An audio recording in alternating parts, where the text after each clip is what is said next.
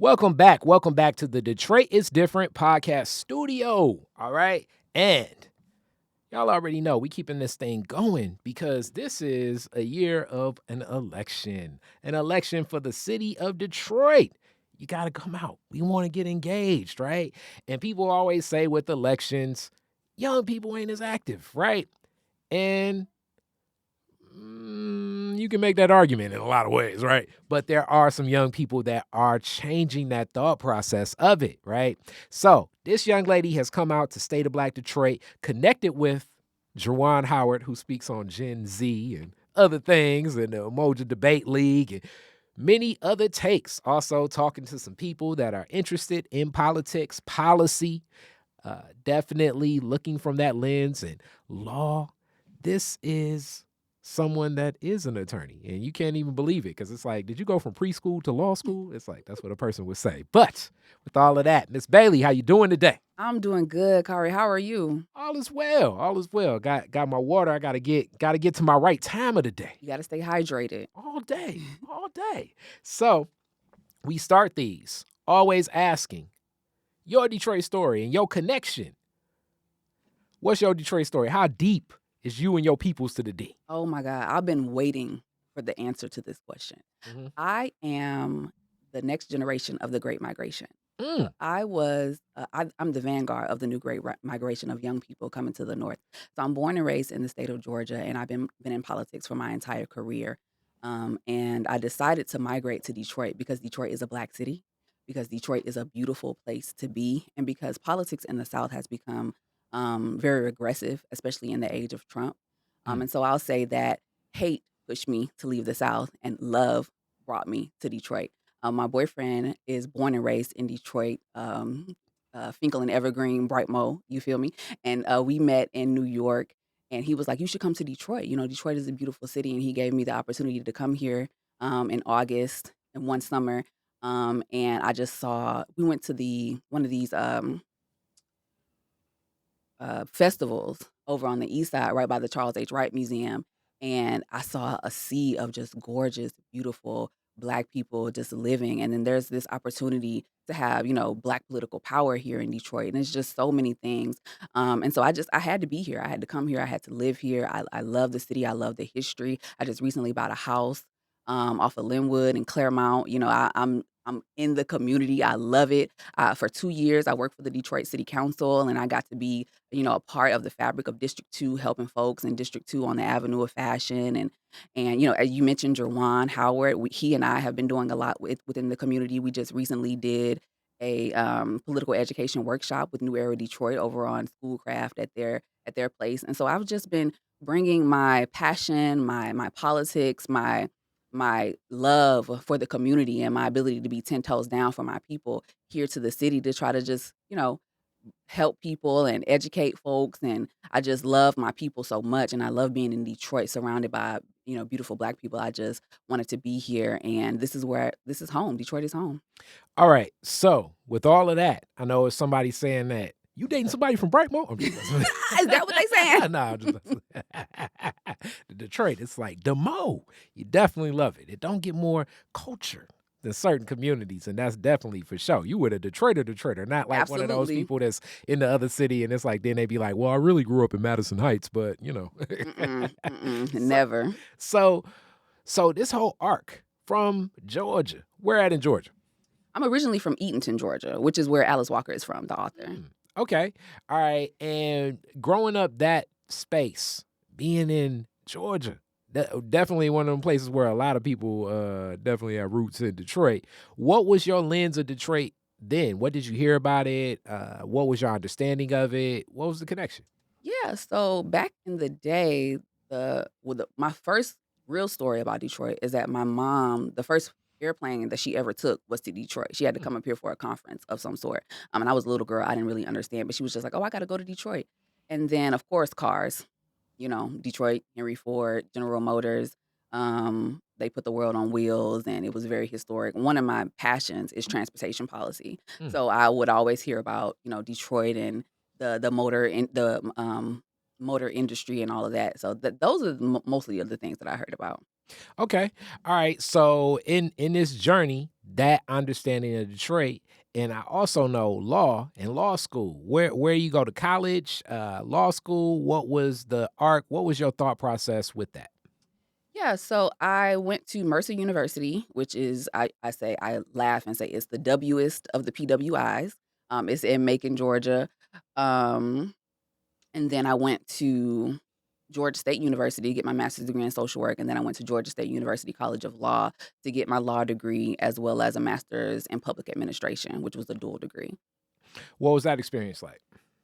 Law school is hard. Law school is I don't even know how to even describe law school. It's a lot of reading, it's a lot of writing, it's a lot of learning, it's a lot of consuming extreme amounts of information that was written in the 1850s, and are you trying to interpret this case from way back when? But I did pretty well in law school. I appreciated the opportunity to be in connection with other folks who are interested in social justice. I joined the Black Law Students Association, which is really what got me through law school because even though Georgia State is really diverse and it's in downtown Atlanta, which is a really diverse area, being in law school in general, you're gonna be in the minority because it's just not a lot of Black people who go to law school. There's not a lot of people who can afford it. There's not a lot of people who just have the ability to do it, or a lot of people who are even thinking about law as a profession. So the Black Law Students Association is really what kept me in school, kept me going, gave me study partners, gave me people to be around, gave me people who are experiencing, other people who never had a lawyer in their family, didn't know any lawyers, and so we're all now together having this law school experience with one another, and that's kinda what helped me to get through that. So this arc, the thought process of what type of law and attorney did you pattern yourself in? What was your thought process of what would you do as an attorney when you were going through law school and leading up through and taking the bar? What was the thought process of like you saw yourself in this type of law? Oh, absolutely. I went to law school because I wanted to do policy. I wanted to be a lobbyist. I wanted to be in governmental relations. I wanted to make change at the policy level. That is the reason why I went. And so I wrote in my law school admissions essay. I seen the way that policy has impacted people's lives. My father was a returning citizen. He was in and out of prisons and jails for his entire life. And when he came out the final time, because of laws that had been passed at the federal level and because of him being a convicted felon, he had a really hard time with that. He was not able so most of my family, on his side lived in public housing, and as you know, there's a federal law that prevents felons from being able to live in public housing. So my father was essentially forced to be homeless because of the laws of the land. You also are not eligible to get student loans, so you're not able to go to college, and you also are not eligible for public assistance. So even if you do meet the income requirements for public assistance, you're not able to get food stamps and different things of that nature. So I saw the fact that my father being a convicted felon and being able to be discriminated against as it relates to employment, as it relates to housing, that is a law that caused that to happen to him, right? And so I knew instantly that I wanted to be able to make a change in that. And when I was getting my master's degree in social work, we were assigned to go to the Capitol, and the Capitol in the state of Georgia. And I looked around and I saw, oh, these are the people who are making laws for us. These are the people who are saying what we can and can't do. And there are also people called lobbyists who are here that are like actively engaged in the legislative process, changing a lot of this stuff, or at least, putting forth amendments and doing things to impact what is in our legislation. And I was like, whoa, that blew my mind. And so I was like, how do you get to do this? Who are these people? Who are these, all these people standing around influencing our policy? And people were like, oh, a lot of them are lawyers. A lot of them have law degrees. So if you want to do this, because essentially what you're doing when you are working in the legislative sector is that you're changing the law before it is made into a law, right? You're editing it as it's going through that process. And so because you're working in the law, being a lawyer gives you a different kind of perspective. And so they were like, yeah, you should go to law school if you're interested in this, because what you're doing essentially is creating the law. And so I was like, well, hey, that's where I need to be. And so that's why I decided to go to law school. Yeah, and when you speak about that, just so people get an understanding, a lot of the relationship between elected officials and the attorney, the lobbyist, the law departments that exist. Mhm. If you watch any council session of Detroit city council, you're going to see a lot of people say Mr. Whitaker that leads our law department for the city council, or our corporate council, Conrad Mallett Jr. that leads the corporate council for the executive branch. So the mayor, like those relationships is very key, because obviously you're dealing with a lot of laws if you're dealing with a lot of politics. So the relationship and the bond is very much there. A lot of elected officials are attorneys themselves, or have, law degrees. Well, I guess you always, hence the Esquire, you know what I'm saying? Many people. And I speak of this also because when you read an ordinance, when you read a bill, when you read the laws, very litigious. Yeah. You're looking at like things and it's like, okay, what is this? How does this look like? What's going on? What are they even saying? Yeah, hence if you run into some issues, you call in an attorney to talk the language. But talking about what's written, a lot of it is delivered and written where sometimes we're just not understanding, and just understanding that you had that goal. How do you make it more plain for the average person? That's an excellent question. And that is going to be the question that defines the next generation of politics, is bringing it to the people. So for me, being able to read a piece of legislation and being able to understand what it's actually saying and how it will work and how it will be implemented, that is a skill. And so being able to do that, I want to use that skill to explain it to people, right? And so really it's just all about digesting the information and then being able to speak about it in language that people understand, right? I'm a Black woman. I'm from the community. I understand, how we interact with one another. And so I can be able to take a piece of legislation and explain it to folks, where it's saying, whereas and thou and forth and all of that stuff, and be able to say, well, no, this is exactly what it's going to do. It's saying all of this, but the point is that we're going to be, setting up this new program and it's going to cost this much, and this is what it's actually talking about. That way, other people who, can't understand how this is written can be able to take what I'm saying and know that I'm a credible source of information and that I'm really trying to explain this to them in a way that they can understand. So really just trying to use the skills that I learned in law school, use the skills that I learned working 12 years in politics to be able to make all of this complex stuff that a lot of it really don't even matter, and just cut to the point of being able to explain it to my people in a way that they'll get it. So this also creates that lens, and I want to jump back into some Detroit questions shortly, where how this nation functions. Attorneys, you already said it. Law school costs money. It takes resources to get through it. The way the laws are written definitely has already oust a lot of people for being involved. And then on top of this, some of the strongest lobbyists and attorneys are definitely more so in the interest of corporate interests, but definitely not community interests. And sometimes nowadays, I don't even know if I'm going to say corporate interest, maybe oligarch interest. I don't even know what I want to call it, but definitely not for community. In advocating in this space, knowing this lens, how do you continue to walk that path? It's who I am.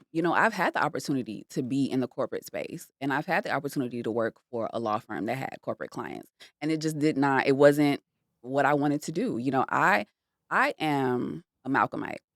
I am a believer in Black nationalism. I am a believer in, doing things for the people. I live for the people because I love the people. And so I'm never going to put myself in a situation where I'm going to be fighting for the interests of an entity that I don't believe in, or an entity that has not done right by my people, because that's just the way that I'm built in terms of that.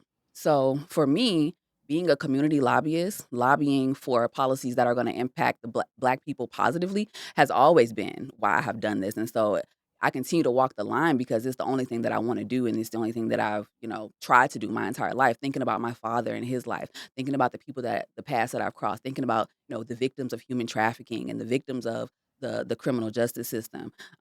These are things that have impacted my life personally. Right. And so because I know and love people who this has also impacted, it will always propel me to do the right thing by my people. And God has given me an incredible gift. He has given me the incredible ability to go to law school, to become a lawyer, to graduate at the top of my class, to understand these very complex terms, and to understand this very complex governmental system that we have. And I would be remiss if I didn't use that God-given gift to help empower my people. And so that is really what drives me. Okay. All right. So now back to the city. All right. So You got a crib in my neighborhood, Linwood, Claremont. Come on, somebody. What brought you to this neighborhood now that you've kind of been in the space? But even before we go there, you move here. What was like some of your first immediate responses to being in the city? My first immediate response, because I moved here in January, so immediately the snow. Hilarious. That was my first immediate experience. But I've had so much fun here in Detroit. Like the one word that I would use to describe my feelings in Detroit is freedom. I feel like I am in a space where I can just be what I want. I can do what I want. I don't have to feel like I'm worrying about, people, the white gaze staring at me and everything that I'm doing. And you don't get in here and act crazy in front of these people. Like, no, like we're all the same. We're all here. We're all together. We're all having a good time. So that was my first real sense of just like this sense of freedom, the sense of, people here working, striving, doing what we need to do. And so those were all my positive feelings. And then working for the city of Detroit, working downtown is like everything that happens in the city comes through downtown, as far as like the big policy changes and the big issues and stuff like that. So being able to learn, being able to be in the neighborhoods, like working for the people of District 2, being able to be out there in the neighborhoods and be on the Avenue of Fashion and learn all the history. I mean, it's been an adventure. I call it my Detroit adventure because I've been having so much fun. I've been learning so much. I've met so many incredible people. I mean, Detroit is a city of doers. Detroit is a city of people who have self-determination, right? Who want to improve the neighborhoods and, take part in the renaissance of this city. It's like we are a city of strivers, a city of people who are trying to move to a higher plane and like just being a part of that, being a part of the wave of the wave of Detroiters, it has just been so uplifting to me.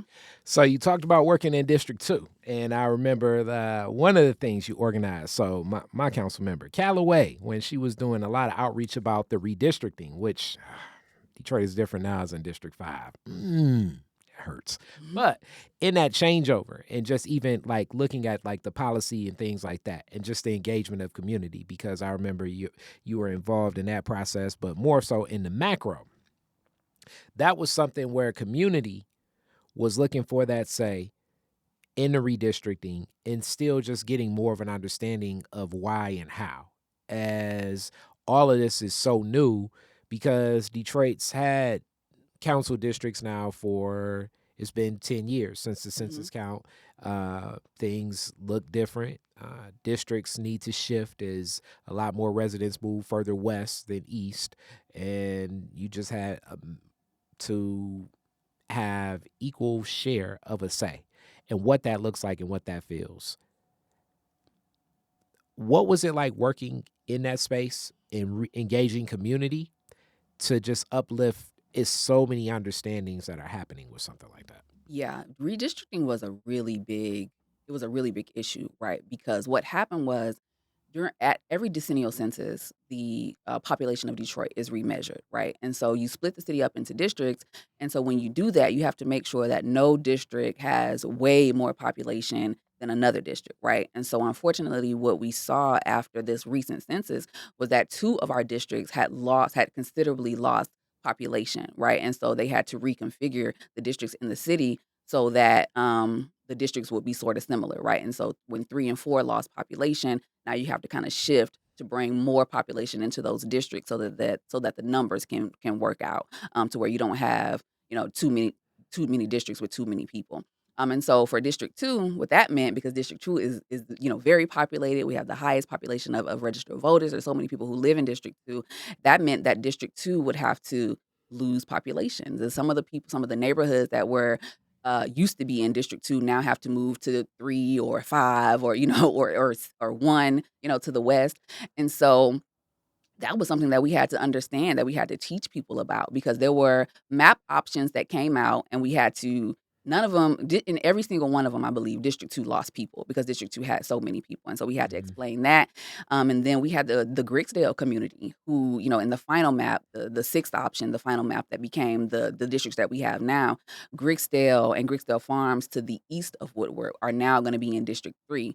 And when we were debating that, it was so tough because they were like, we want to be in District 2. This is where we want to stay. Councilmember Calloway had done a lot to make sure that that community felt seen and felt heard.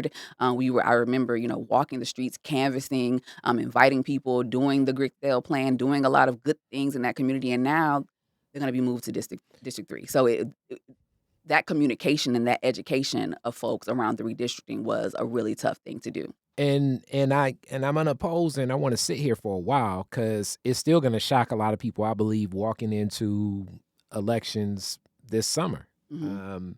And I want to sit here more so because this is a larger discussion about, one, the census.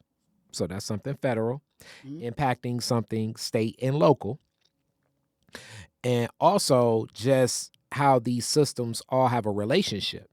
Because the Charter Commission, y'all remember the Charter Commission? So the charter for the city, remember it was a thing. The Charter Commission voted for district, council by district. Mm. So that council by district uplifted this. Detroit at one point in time was all at large before this iteration. And this is the first time we're looking at the maps for the districts. But those relationships that many people have are with their city council member, especially someone like Calloway.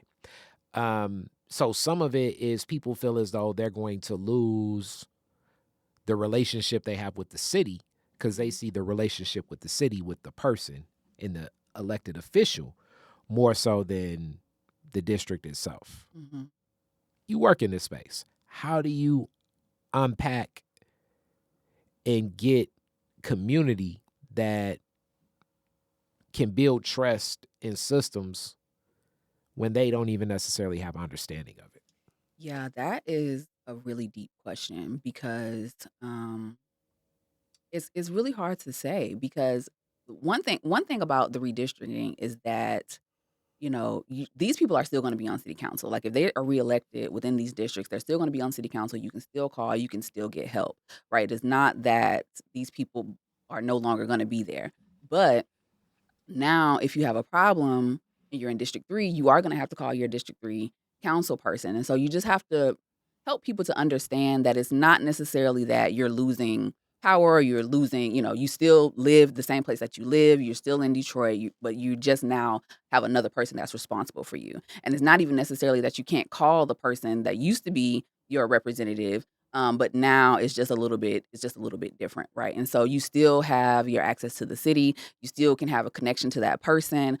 They still may even be able to do constituent services for you. But the only thing that might change is the person that represents you in the district that you live in. But even if you call that person and you don't get any help, you can still call someone else or you can call a city department or something like that. So constituent services won't be changed as much as people think it will be. But like you said, you just have to kind of keep beating the drum and keep having those conversations, and so people can understand. Like you still can avail yourself of the process. You still can call down there. You still can try to get help. But it's just it's going to be slightly different now because of what happened with the census and because of what happened with the redistricting. And this is also where I got to put back on the community hat here a little bit. And you're giving great responses to the understanding of it, but this is what makes things so challenging Hmm. because the lack of trust, it's reasoning for it. It's like it's not like it's not a reason, and also being heard, and that's really as a people throughout the nation how that thought, that feeling is real. So when you build that relationship with someone in a position of influence and you've seen things move where you remember at times when nothing did move, you start feeling abandoned. You're in this space in politics to support that. How do you prepare yourself when you're advocating for that and just hearing the concerns and knowing that these are legitimate concerns and frustrations, confusion, angst, anger about it? How did you prepare your presence of mind for this to be willing to have that bandwidth? Yeah, that's really great. That's a really great point because there are reasons for the distrust. There are reasons um for people not feeling comfortable with all of this, and I definitely respect all of that. And the way that I sort of tackle it or would tell people how to tackle this is through organization. Get organized, right? Because if you have a relationship with one lawmaker, no matter whether they're the one who represents you or the one that doesn't represent you but is still on council, you can still get things done if you're organized, if you use your organization to be able to engage with your legislators. And for me, the way that I stay sustained throughout all of this is just understanding that, right? Our legislative bodies are the ones that are going to be closest to us. So no matter if they represent you for your district or if you just know them or if you go to church with them, if you have a relationship with them, if you are using that relationship to remain engaged, you can still get things done. And so that's what I try to teach people and try to tell people is like just be prepared to be organized, be prepared to have solutions to your own problems and be able to present them to your legislators so that they can understand, what it is that you want to see done in your community. And even if you get redistricted, if you're in 5 now, but you have a good relationship with the person who represents 2 and they know you and you have a solution for a problem that you want to see done, you can take that to them. You can present that to them. That's what community advocacy is. That's what legislative advocacy is. That's essentially what lobbying is. It's just making sure that whoever is in a position of elected power, that they understand what your problems are, what the problems are in your community, and that you are able to use those relationships, use that close proximity to be able to persuade them to do the things that you need to see done in your community. Because what it's going to take now is it's going to take that constant engagement. It's going to take that constant applying of pressure. To be able to make sure that things are getting done, not only at the local level, but at the state level and at the federal level, right? We have to be organized. We have to be together. We have to have the problems and the solutions, right? So they can know exactly what it is that we want to see done. We have to go in prepared. And so I just prepare myself because I know what it looks like. I've engaged in it before, and I'm just prepared to teach everyone else the same thing and how to do it. So now I'm going to rewind you back to Georgia days. What did you see work most effectively there in that work? What did you witness galvanize folks? Oh yeah, people power, 100%. The most powerful force on, especially as it relates to legislative advocacy, is people power. As I mentioned, I work with a credible organization called the Southern Center for Human Rights, but we were a part of a coalition of criminal justice reform organizations that included the Southern Center for Human Rights, the Georgia Justice Project, the ACLU of Georgia, and we all worked together. We had a concerted effort to improve the criminal justice circumstances in Georgia. And so we would invite people down to the Capitol. We would have lobby days. We would invite, returning citizens to come down and actually speak to legislators. And who knows how often a returning citizen has ever had to talk to a state legislator or to go to a state capitol, right? And so just galvanizing people around a common need, around a common issue or problem. I mean, in that case, it was the criminal justice system and the things that happened to us within that system.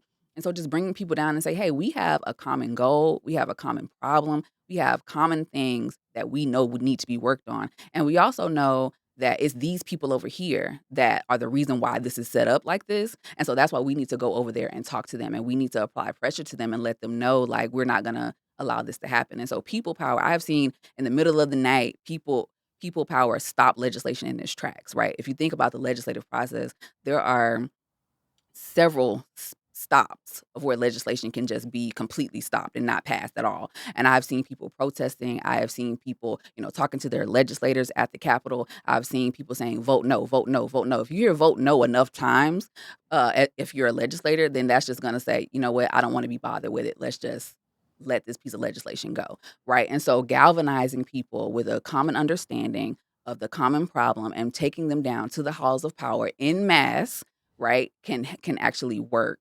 And so I've seen that happen on so many occasions to stop legislation and also to get legislation passed as well. What are the tools that you've seen effectively get and galvanize that community?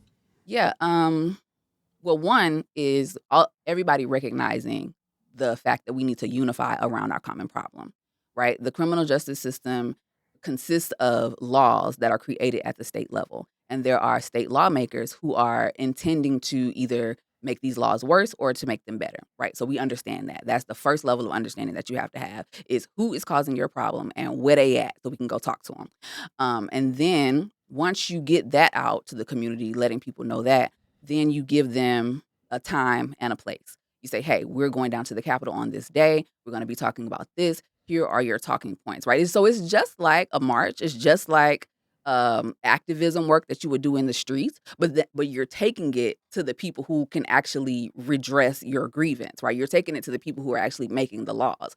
So it's different in that respect. And so having people know who they need to talk to, where they need to go, and what they're talking about, and just having that organized, mindset and having them understand you already understand the problem. We already have a family member who's been in the criminal justice system or a father or a brother or something. So we understand the problem, but now we need to understand where we're going and what we're going to be talking about when we get there. And once people can coalesce around that common interest, that common problem, and you as the seasoned advocate are able to give them the time, the place, and the talking points, then you can galvanize as many people as you need. And as I mentioned before, this was a coalition.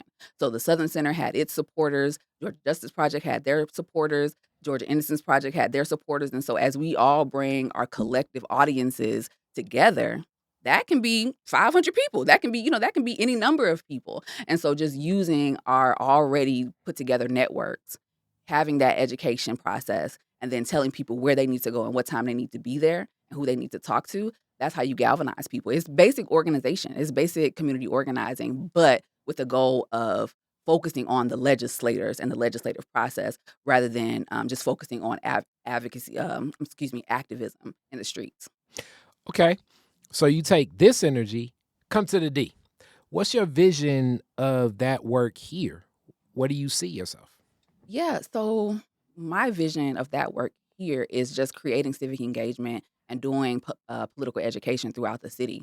So I'm doing my entrepreneurship now. I started my political consulting company called We Own Everything. And my goal is to do consistent political education in the city to increase political engagement, to increase the number of people who know about advocacy, increase the number of people who can, do advocacy at the legislative level, and just telling people how the government works, right? So what We Own Everything, we want to teach you how the government works, right? How a bill becomes a law, what are the levels of government, the executive, legislative, what they're all are doing, right? How the legislative process works, right? Who's a part of it? What are they doing?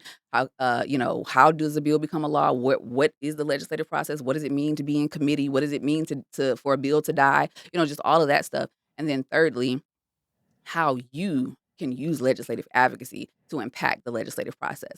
So I have a 6-point advocacy or civic engagement strategy that I teach people about, build relationships with your legislators, learn how your legislative process works in your local municipality, figure out, where things are at a certain time so that you can track legislation throughout the process, right? So just teaching that information, right? So as I mentioned, I had been a lobbyist, I have been an activist, I've been in the halls of power, right? And so having that experience over the last 12 years, I just want to democratize it. My main goal is to democratize advocacy, right? And so my company is called We Own Everything because I want people to know we own the political process. We the people, we the citizens, we are the voters. We put them in these seats.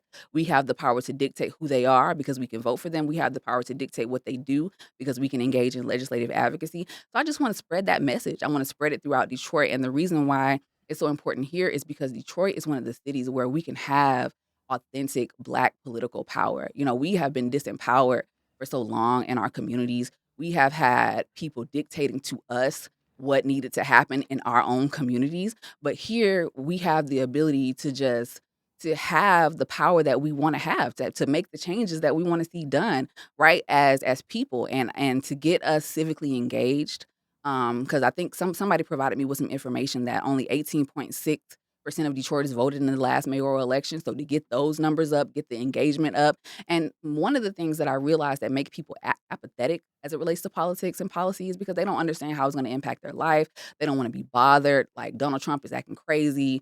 They think that Donald Trump is like, if he acting like this, I don't want to be bothered with none of it, right? And so like educating people on the different levels of government and the different types of advocacy that you can do and the different problems that can be solved at the different levels of government. So really just an education campaign, right? Putting the information out there and teaching people how to advocate and how to lobby and how to get involved. And this brings about one of those questions that always is uplifted, especially during a local election year, because the local numbers are very low, especially when it's going to be so many opportunities to vote. You almost got like a whole month you can vote. You know, it was like at one point in time more ballot boxes than mailboxes. The locations, the opportunities you have to vote clearly show that people are choosing not to vote. The apathy is real. And I'm one of those people that often say, I understand the argument for apathy, which Lord knows anybody above the age of 50 look at me like they're ready to, you know what I'm saying? Like, Mm-hmm. and I'm like, I'm just telling you that exists because back to people have not seen changes from what's been uplifted, because some of those same messages, especially around campaign season, because that's when the promises are made. And usually the promises are made and then a person gets in office and then they'll say, well, I couldn't do this because of them, or this was because of the last administration, or I need a time of this. And the timetable of the patience people have or the understanding people have, or even a lot of what you uplift of like, okay, you got to stay on top of them to make sure they do it. And it's like, damn, it's like I'm barely functioning right now. Detroit is at a level, especially when we look at communities like mine and not yours, annual income. You were at State of Black Detroit, we're looking at $35K a year, Mm-hmm. right? And there's so many families that are making so much less than that. And that's an annual household, right? And the solutions that even our council and the mayor and the city of Detroit are giving us for affordable housing is still $1,700 for a 2-bedroom. And it's like, who's affording that? Definitely not the people I know. So what is the Detroit that's being supported and poured into for the current people that live in Detroit now? Hence, I believe the apathy is so connected to the conditions and the quality of life that Detroiters have. Absolutely. And the apathy is definitely connected to that. And I get that. And even I recognize that I'm even speaking from a position of privilege because of the things that I have been able to do. And I'm able to just, sit here and talk about advocacy. But not everybody is is in a situation in their lives where that is a top priority. And I totally understand that, right? And so what we have to do is that becomes where we talk about our self-determination and our ability to serve our own communities and our ability to give back to our own communities. So for those of us who have the ability, that's why I think about Jerwan so much, right? He is talking about community-based interventions to be able to empower the community financially, to be able to uplift our youth, right? And so that's where it's going to come, politicians do have a lot to do with that, and they can and the people like me and others who want to be able to do that type of advocacy can come in and help, advocate for funding, help get funding, putting these programs, figure out a ways that we can uplift our schools, right? So our schools can be better, so our young people can have more skills and don't have to and can attain those jobs and things of that nature, right? And so that's where a lot of community-based intervention is going to come. I'm also a social worker, right? So I understand low income folks and it's just being able to provide for yourself and provide for your family and your own basic needs, right? I don't come from privilege by any stretch, so I know exactly what that looks like. But that's going to come from community-based interventions. That's going to come from us serving our own communities, making sure that we're giving back to our own communities, making sure that we're providing training and programs for folks to be able to gain those additional skills. Policy is related to it as well, because when you talk about wanting to have more economic development within the city and having people being able to buy land and having people be able to attain assets within the city, that's where the government can come in and try to help a lot of those things, and that's where we can do a lot of advocacy around that. But I think a lot of it in terms of um, the quality of life here in Detroit and the things that I have seen as far as what Detroiters are doing within their own community, I think a lot of it can be helped through that. But then, and also using the people in power to be able to say, hey, we need funding to come to this area because we're trying to do something really great for our young people. Hey, we need this community is actually suffering, right? Poverty has really struck this community in a way that is not good. What are we going to be doing for these people, right? And so I understand that there's a lot of folks who have to deal with their day-to-day stuff, and I'm not saying that they should stop worrying about that and come on and let's go lobby and advocate for things, but there's a way to connect both of those issues in a way to bridge the gap in a way that we can bring resources to our community. Because the reason why we're in this situation now is because our communities have been under-resourced. They have been disregarded by the government. They haven't been, invested in the way that they should be, right? And so now we're having to sit back and deal with a poor quality of life, and that's unfair. So community-based intervention, social work to make sure that people have, their basic needs met, and then using our advocacy and lobbying skills to make sure that the government and the people in power understand what has happened to our communities and no understanding that they need to bring resources to our community so that we can solve a lot of those quality of life issues. Which uplifts another one of those challenges that come running fast. Shout out to Theo Pride when he speaks about a lot of the cities become businesses, especially under Black leadership, because you're going to have the structure of, I often uplift this in America. America's systems, my lens, is going to be predatory, extractive, and destructive. So Black leadership functions differently in this lens. So many cities become businesses, meaning that what the municipal governments would usually get from a state and a federal government, that's not coming anymore.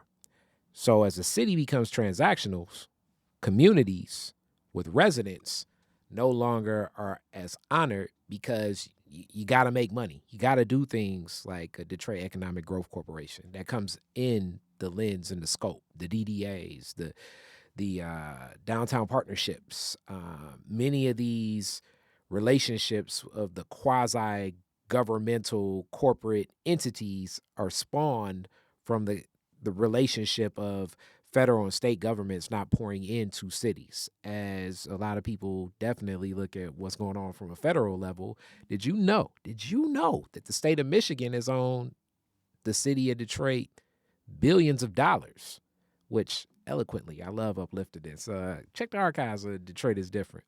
As I always said that bankruptcy was illegal, but archives of Detroit is different. Anthony Adams' interview spoke of the non-resident tax form that was owed for so long to any Detroiter during the Archer administration was broken under a deal where the state would give that money directly to the city. The state has never honored that debt. Never. Right? So it's deals like that happen where our city has resources that are shared. We look at the water system, resource that's shared. We look at Belle Isle, resource that's shared, to the point where now it's conditions where people say, like, if we take over those resources, we may not have the capacity to keep up with those resources. But these assets are just now transacted, but these are the key assets that kept this city in the value of what the city is. And it's never dealt with equitably. These are the fights on all levels that impact everything kind of coming together. And I'm giving this more so in a comment, more so than a question form, and understanding these relationships. And most people just may not even necessarily keep a lot of this stuff in their head like I'm keeping it, because definitely I'm out of privilege to do all types of stuff, right? But they know they got that feeling in their gut. They got that feeling in their heart that this ain't right. The contracts that went out for demolition of so many of the homes that many people just look at and say, you know what, I could care less because we just needed these homes torn down. And the value of vacant land being so valuable, because the thought process is the vacant land can be more valuable than a property because it's already torn down and you can do whatever there. Mixed use districting of what you could do here, whereas like industrial or residential or whatever. The thought process in a lot of, circles is the people that are here are not seen as valuable as the people that could come here, right? Mm-hmm. So when we're in this space and looking at things, it leaves a bad taste in a lot of people's mouths. Hence the apathy, I think, that's the argument for it when I explicitly share a lot of that. And then, then I'll hear about this program or that program or this program or that program, and then you see an instance like the young woman that had the children that died in the car, and then it hits you like, damn, that's a closer reality. Then you look further and it's like, okay, the access to the shelters for houselessness. But this is as much of the Detroit issue. This is an American issue. Because actually, you know, you go to LA and look at the homeless situation out there, and it's like, whoa, you know what I'm saying? It gets, yeah. And what role are people in positions to quote unquote solve these problems, even looking at addressing these problems from like that 30-foot lens? And that's why I actually applaud you being engaged in community and still looking at engaging with policy. Because oftentimes the way policy is delivered, by the time it gets to community, it looks so different. Yeah. Yeah. And see that, and that to me, that's backwards, right?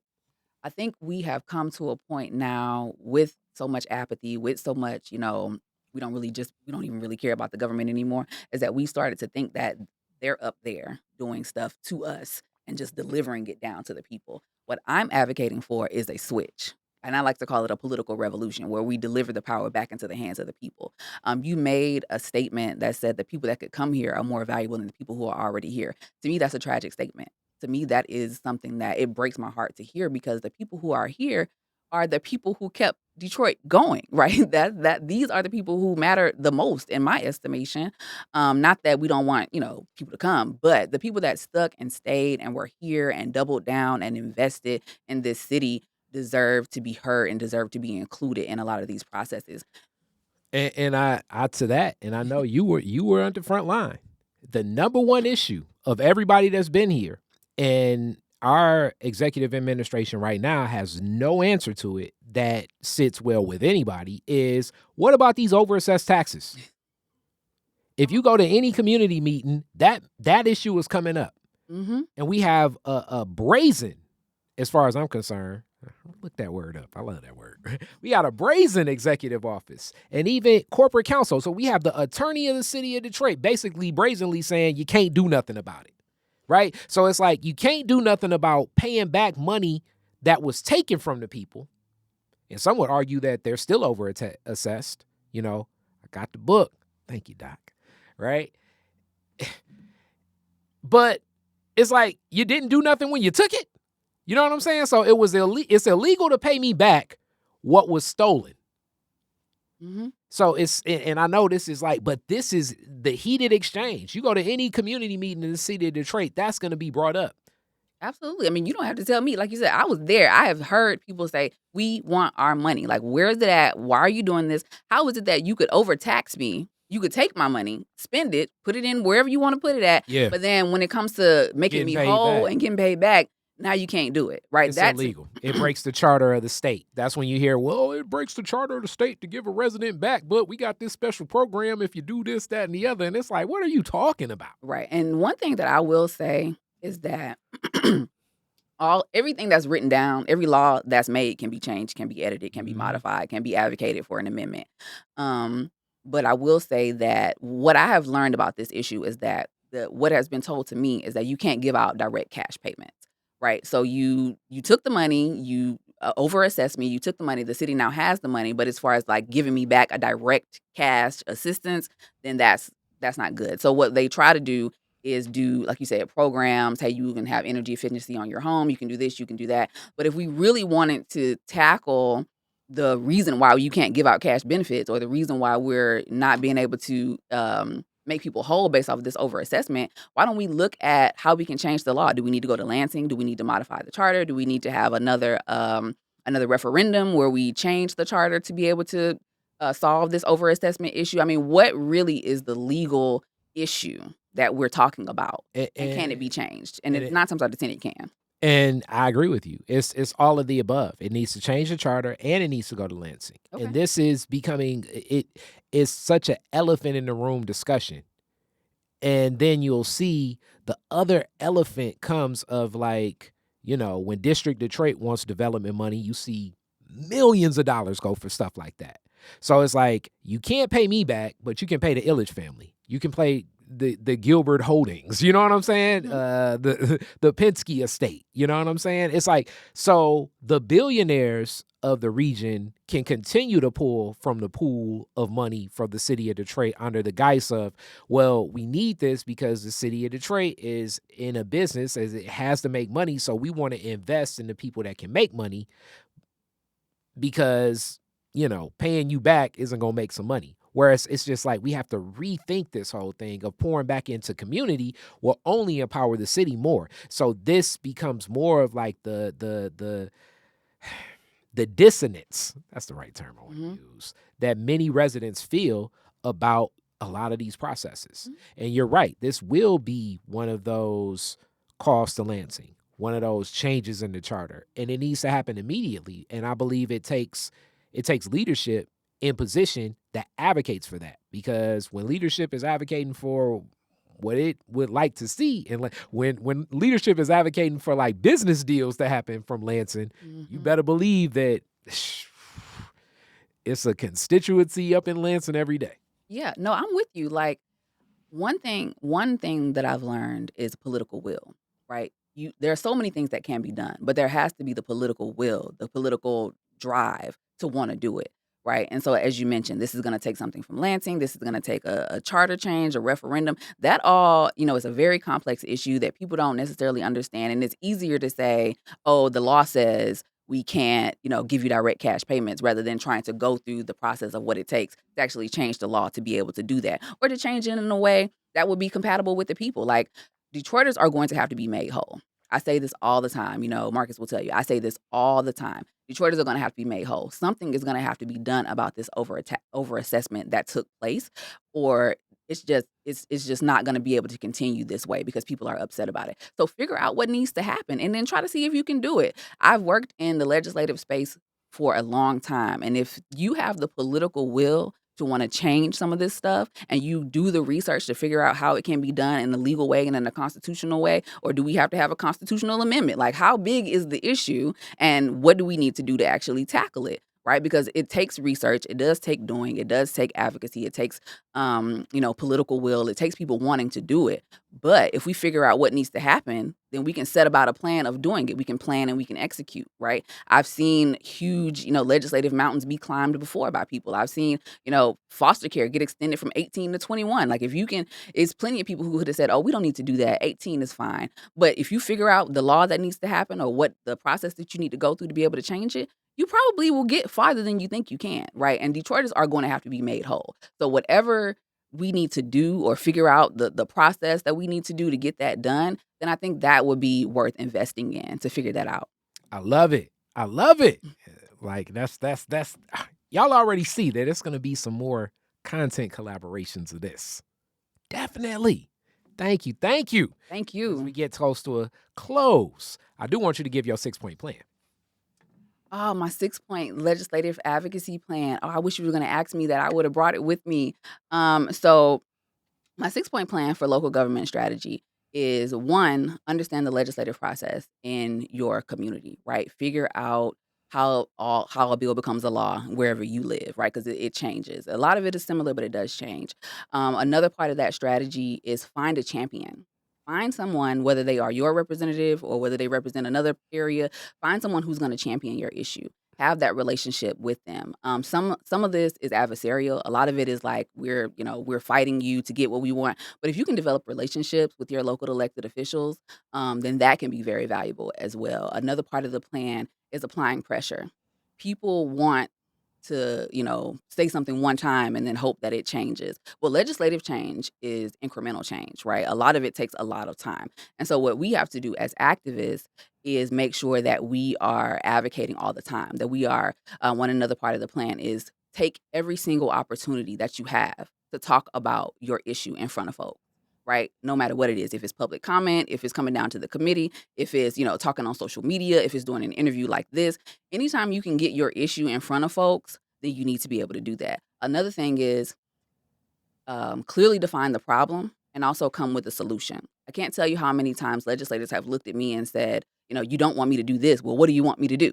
And you actually have to be able to tell them, hey, if you do it this way, this will actually be more helpful for the community. If you change this rule, then this will actually be more helpful. And that's something that they can work with, right? Because you're not just yelling, we don't want this, we don't want this, we don't want this. Well, what do you want? right? And so now you're in a position to be able to define what it is that they do. And so having the problem clearly outlined and having the solution clearly outlined, finding a champion, applying pressure, and then understanding how your legislative process works are the main components of my advocacy plan for local government engagement. Thank you. Thank you. All right. I love this. Now I got to ask you the classic Detroit is Different questions. Wonderful interview. First, very first car, year, make, and model, year you got it. Ooh, my very first car was a Honda Elantra, and my mama gave it to me. Okay. All right. So, where's the first place you went when you got it? Where was the first place I went when I first got my car? I don't know. Probably to go buy something, I'm not really even sure. That was Okay. so long ago. Oh, man. What was the name of the ride? What you name it? I didn't I didn't even give it a name. Should I have given man. I know, I'm so whack. I'm the wackest Hilarious. person on earth. Hilarious. All right. You're the DJ at the end of the fireworks, Woodward and Jefferson. You get to play 2 songs. What songs you playing? Oh my God. Classic Detroit. How does it go? It's I don't even know if I can say it here. Blank and blank. Blank and blank. Got I you. can't say. DJ Assault. There we go. Yes. You going with Ghetto Tech. Yes. I'm actually going to bring the producer of that in studio soon. A day. Shout out A Day. You coming soon, A Day. Definitely. Gel and Weave. Yes. Definitely some All of Detroit that. Ghetto Okay, Tech for some sure. Ghetto Tech. Okay. All right. So that's song 1. What else? What else? Probably some hip hop, some Detroit hip hop, maybe some Acino, or it depends on the audience. Who's the audience? Is it young the people? DJ? It's the end of the fireworks. You the DJ. It's Detroit, everybody. Detroit hip hop. And no song? I'm trying to think of the name. I'm looking at Marcus because he knows. I don't know the names of the songs because he just play them all the time. But anything by Acino, who I like, and T Grizzly, who I also like. Probably it's Gorgeous by Skilla Baby. Because I would want to play something Detroit oriented. Okay. All right. And last question, as a person that moved here. All right. Spaceship lands right in front of your crib. E.T. comes out and he's like, yo, take me to the most Detroit place. Where are you taking the alien? Oh, man. Take me to the most Detroit place. Probably. Let me think. What do I think is the most Detroit place? Somewhere in the community. I would take him to somewhere in the neighborhood. I didn't know you were going to ask me these questions because I would have thought about it more. I would probably just take him to take him to the neighborhood, take him to, that's an important question. Is you and E.T.? It's me. That's what I'm saying. It's me and E.T. The most Detroit place for me would probably be somewhere, downtown. But I wouldn't. Where are y'all going? Because it's you. It's you hanging out. Me and him hanging out. I would probably take him downtown. I'll take him like, hey, let's come see the Spirit of Detroit and Joe Louis Fist and where Cobo Hall used to be. Show him the older parts of downtown. Some of the highlights. Yeah, just some of the highlights. If he E.T. and he want to know about Detroit, let me just show you that, and come into the Coleman Young building and meet Coleman Young, and see the statue and all that stuff. Okay, you are the first person to take it, and it makes sense. E.T. on the political journey. Listen, of course, like where else am I going to take it? That's why I'm trying to think. Where would I take him? Well, shoot, this is where I would go. Yeah, exactly. And E.T. be like, okay, for sure. Yeah, we need to lobby for some spaceship parking spaces. Listen, what are we doing? That's how I see everything, which is so crazy that you would even say that, because that's literally how I see everything. I see everything through the lens of policy. I see everything through the lens of politics. If E.T. is coming down, the first place I'm going to think to take him is to somewhere where he can see how the legislative process works, right? Because you new here, this is how Detroit rolls. So that's crazy. That actually just made me come to that realization of like, girl, this is really all you think about. Yes. Yes. E.T. gonna be like, where can we get some food? I'm just it's like it's a snack bar downstairs where you can buy a banana for $7. I'm just Is it? I wish it was a snack bar downstairs in the city county building. It was for a long time.